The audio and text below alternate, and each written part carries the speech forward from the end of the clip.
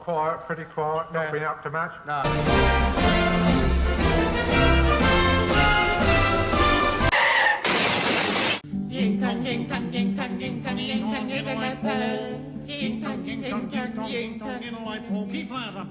I'm Jason Cooke, performing generally under the name Jason Entertainment Cooke, and I'm the head honcho at the Comedy Balloon, where I've been involved since the year 2000. Took a little bit of a break between 2008 and 2012 because I got involved in All FM, a community radio station based in Levenshulme in Manchester, but returned to the Comedy Balloon and have now been running it for about 4.5, 5 years, and we're fast approaching our 17th birthday.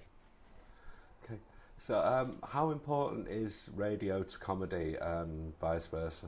I thought you only wanted 15 minutes. Right, well, in terms of the importance of radio to comedy, virtually every single major comedy series commissioned by the BBC over about the past 20 years has been trialled on radio, usually Radio 4.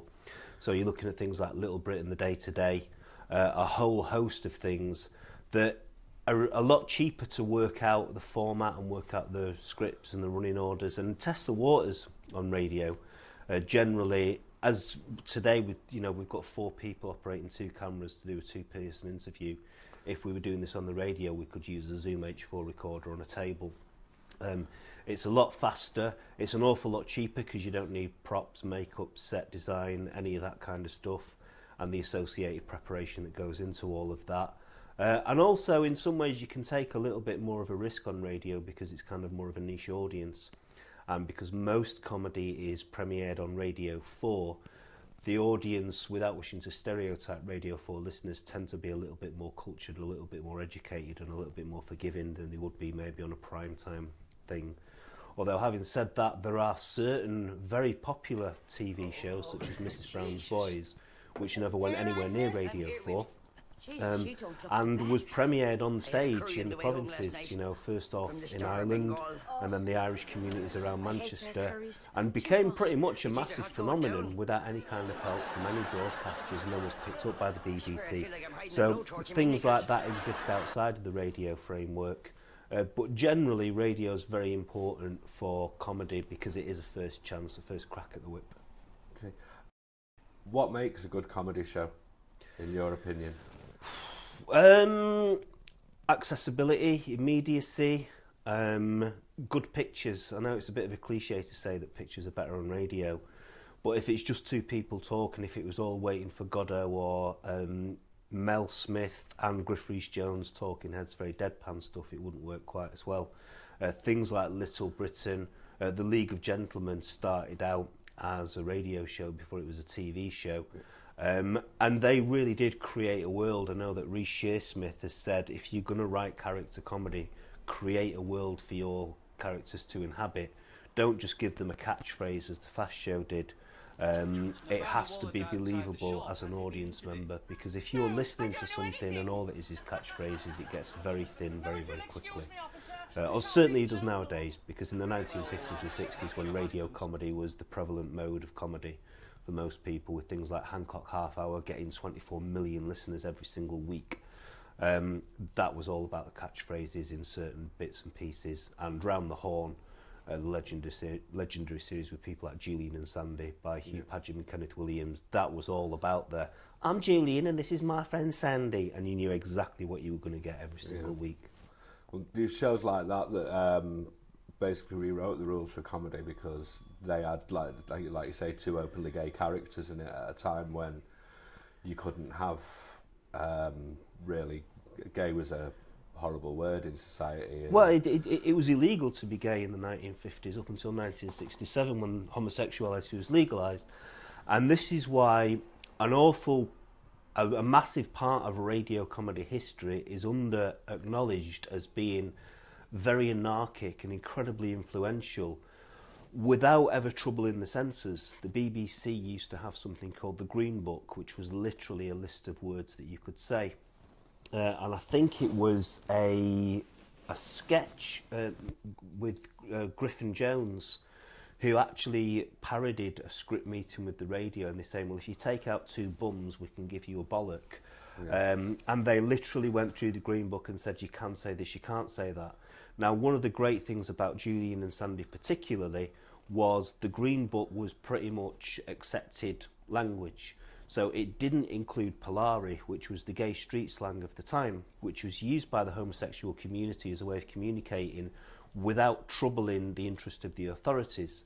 And by and large, since the legalisation of homosexuality, it's kind of died out. But there are moves to keep it going. So there are people that have written the Bible in Polari, and some of it would be just words reversed. So it'd be like, oh, how great to Vardy or Ecaf, and Ecaf was face backwards. Yeah. Some of it was Pidgin Latin, but if you were in on it, then you understood exactly what was being said. And that was one of the great things about Julie and Sandy. They used gay street slang that went absolutely over and under the radar of the censors. The audience knew that the characters were gay. Kenneth Williams was gay. Everybody else in the cast knew they were gay, but the censors couldn't touch him for it. So it was a great way of being, like I say, absolutely subversive at a time when even saying I am homosexual would have got you thrown in prison, as it did with, you know, people like Oscar Wilde and many beyond. So do you think this new fad with people watching comedy in 10-minute bursts on the internet is going to affect radio comedy in the long run? No, because there's always been comedy sketch shows and variety sketch shows. So in some ways it would be a shame to lose the long form of comedy, but most radio comedies tend to be half-hour bursts. And even going back to the classic age of things like Round the Horn, and even The Goon Show, which is probably the most influential radio comedy of the past century, not decade, would have musical interludes.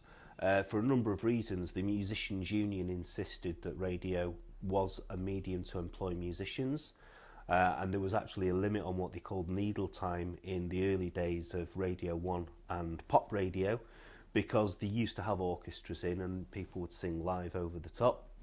In the days before gramophone records were very prevalent, and even the music charts were mainly based off sheet music sales rather than recordings of a specific artist. So even within the framework of something like the Goons, which took the rule book and just completely hoofed it out the window, there were still conventions that were being adhered to, and still cyclical recurrences of characters that were almost like little sketches from the Fast Show. Yeah. So I don't think that that's ever going to go away, because I think there will always be an audience for that kind of thing. TV, while audiences are waning, is still popular, but will just adapt so that people can now do things on YouTube themselves with a video camera and a corner of the room. And there are lots of people like Dapper Laughs who've used Vine, and while I might not be a fan of him, he built up an audience with 6-second clips. But I don't think we're ever going to lose the long-form, full-length feature film, and I don't think that we're going to lose, half-an-hour comedy shows. Because they are still so popular, because people like laughing, especially in times of austerity. Yeah. From your experience with the Comedy Balloon, how do you keep people laughing week after week? Keep it fresh, new acts, new material. That's it, It's the same with any art form. If all we ever saw in art galleries was pre-Raphaelite paintings of pretty maidens near ponds, people would stop going to art galleries years ago.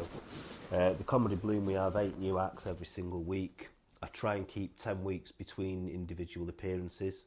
So we average something like 350 to 400 acts a year every single Wednesday night. So you never quite know what you're going to get. And even then, if it's a performer that you've seen before, there's a 9 out of 10 chance that they're going to be doing new material, that it will be things that they're trying out. So I mean, that's how after 17 years, when I go there tonight and we have the show, I'm not entirely sure what's going to happen in terms of what we're going to see. There are an awful lot of new comedy nights at the moment in Manchester that are doing dedicated sketch comedy, or are deliberately doing quite surrealist comedy.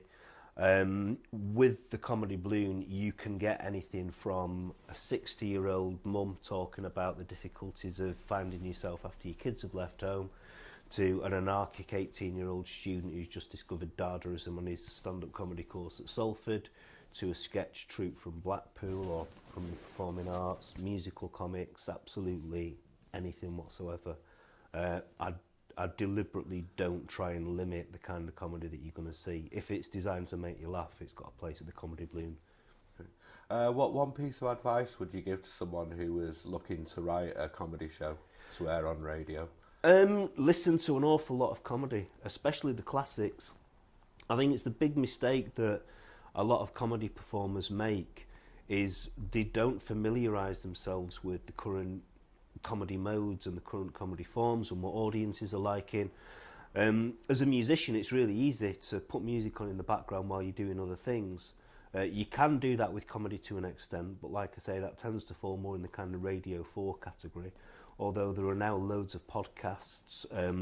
Probably one of the most successful from America at the minute is something called Welcome to Night Vale, which is very dark, very slow-paced, very cerebral, almost serene, but really, really surreal. And that built up an audience on word of mouth, which is always the most effective way of marketing. There are things like All Killer No Filler with Kiri Pritchard McLean and Rachel Fairburn, which is a comedy podcast about serial killers through history, which is a very unlikely and very niche subject, but because they both know the subject very, very well, they can talk about it with a fluency and an elegance that means it's not just, they killed loads of men, they killed loads of women. You know, they go quite deep into it. So not just listen to a lot of comedy, but decide what you want to write about.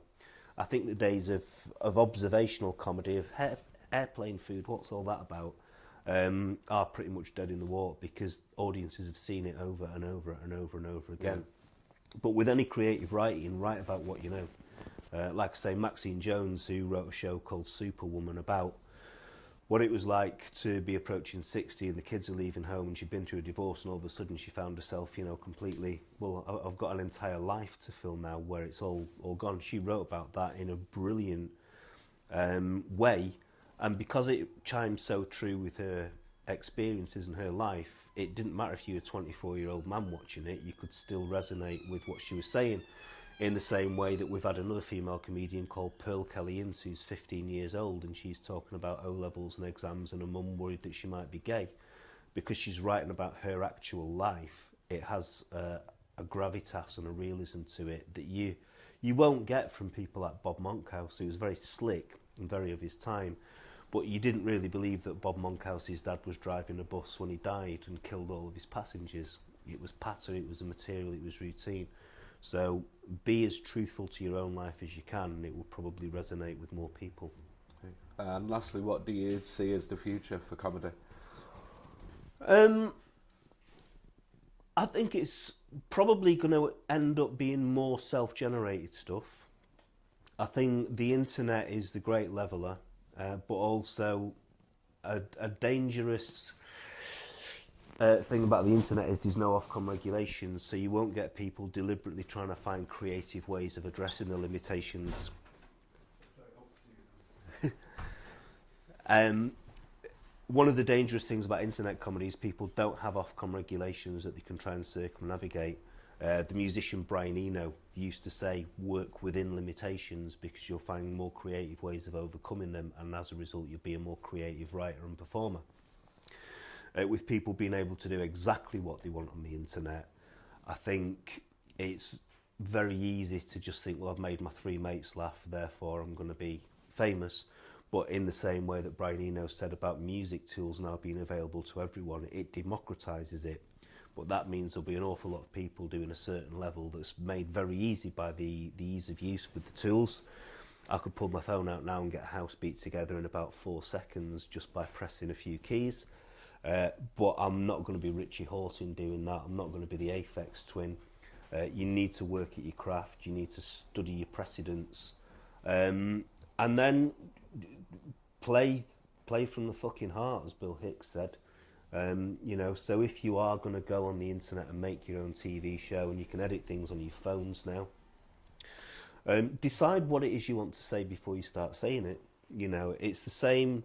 If you're writing comedy, in some ways, I would say write it as if you're writing a news. No newsreader ever just goes on screen and says the first thing that comes into their head and hope it sounds important and factual. They do the research, they get the facts right, you know, they practice.